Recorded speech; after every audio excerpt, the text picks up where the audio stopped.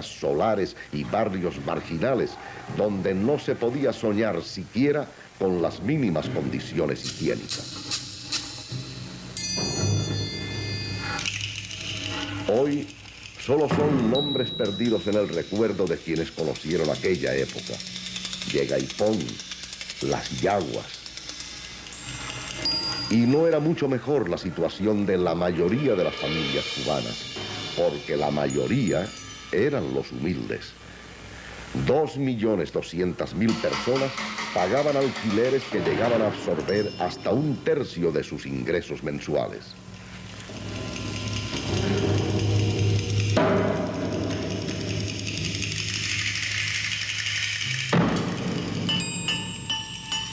Esto no era una situación de emergencia ocasionada por el paso de un ciclón. Sencillamente, así se vivía durante la primavera en algunas zonas bajas.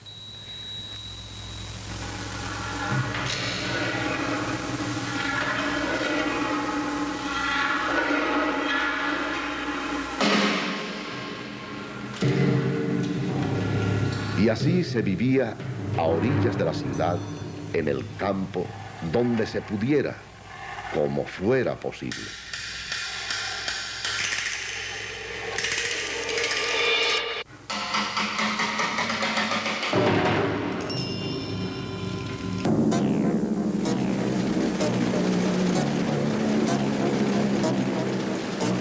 Algunas veces la policía había venido, no se permitían cámaras y se había llevado a los vecinos para destruir un barrio insalubre. Los periódicos le llamaban Progreso, pero alguien había vendido el terreno para una construcción oficial o lo había parcelado.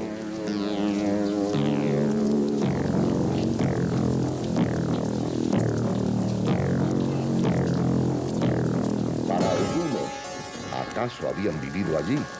Era un espectáculo.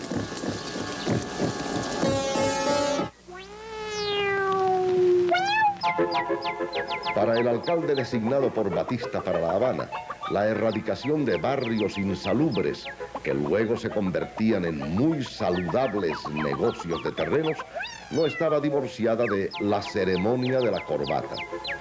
A don Justo Luis del Pozo y del Puerto le era otorgada por gacetilleros de la nómina municipal la honrosa distinción de la corbatica, símbolo de honradez, porque así se llamaba, la corbata azul de la honradez. Y esta no era la mayor de las infamias.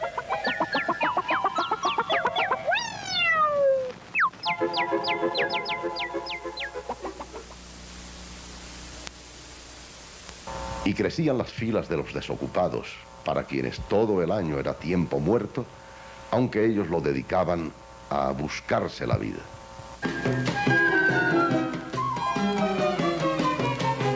Cuando ya no quedaba una agencia de colocaciones que visitar, ni un anuncio clasificado al cual responder, algunos se las ingeniaban para hacer algo, vender globos, hojabas o flores artificiales. Y el diario de la Marina decía el 18 de enero de 1952, antes del golpe de Batista, que los culpables de esta situación eran los obreros con sus demandas sindicales. Había que ser cínicos, pero esa tampoco era la mayor de las infamias.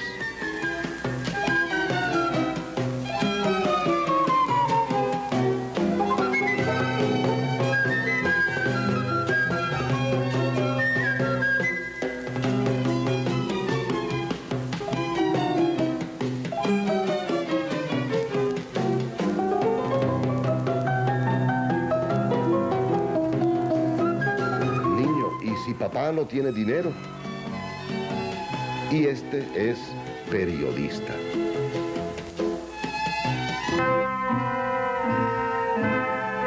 La situación de la niñez en la ciudad o el campo era dramática. No solo de abandono, ni soñar siquiera que el Estado construyera un círculo infantil.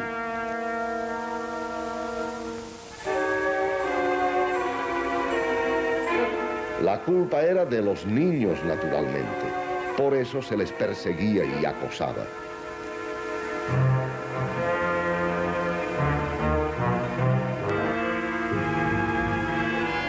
Buzos voluntarios registran en la poseta. Su búsqueda nada tiene que ver con los lujosos yates, algunos abanderados en Miami, que se mecen en las aguas de una ría o un puertecito cubano, o disfrutan de la pesca de la aguja.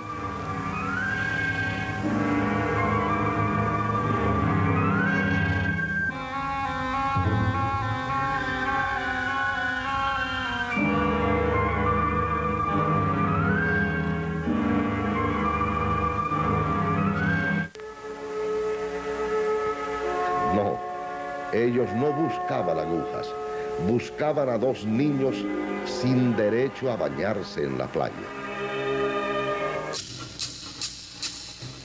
Pero había niños que no sufrían esas penalidades.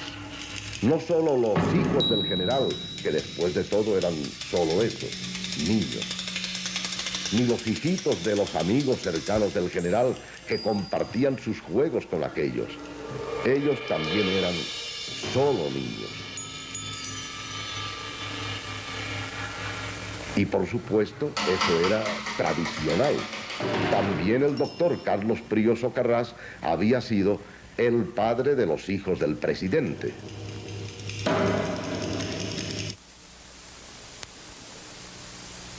$1.200.000 analfabetos, más de 600.000 desempleados. La Cuba de entonces era un país de economía agraria, con 3 o 4 meses de zafra y el resto del año tiempo muerto.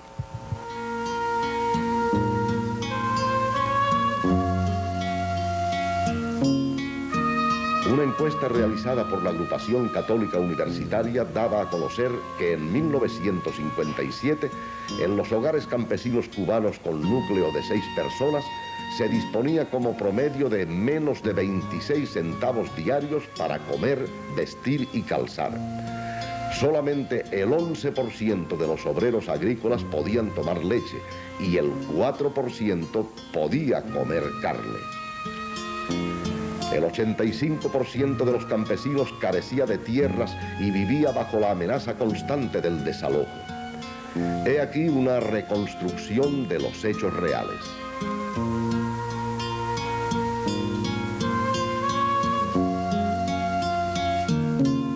Ahora, a engrosar las filas de desocupados en la ciudad. Y las campesinas jóvenes nutrían de meseritas los bares de La Habana, respondiendo acaso a un anuncio clasificado. Se solicita muchacha de buena presencia para trabajo fácil.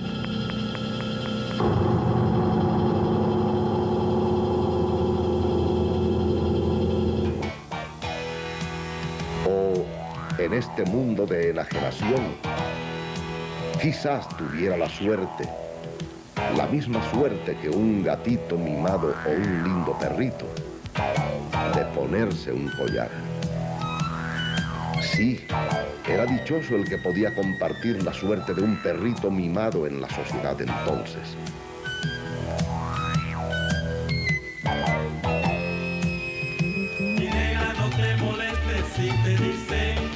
Porque también eran culpables las prostitutas, empujadas a esa vida por el hambre. ¿No era esto una infamia?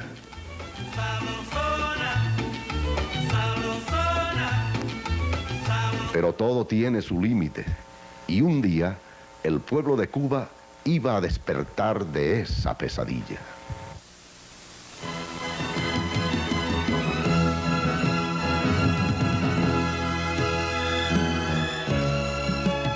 Atrás quedaría para siempre el pasado colonial y neocolonial de explotación y de infamias.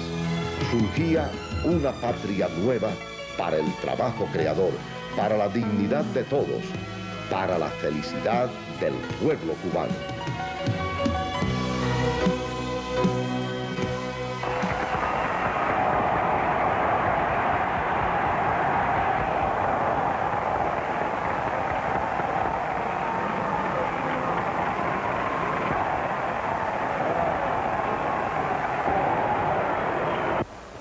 Y así querían tener a nuestro pueblo, cuando era imposible soportar tanta infamia,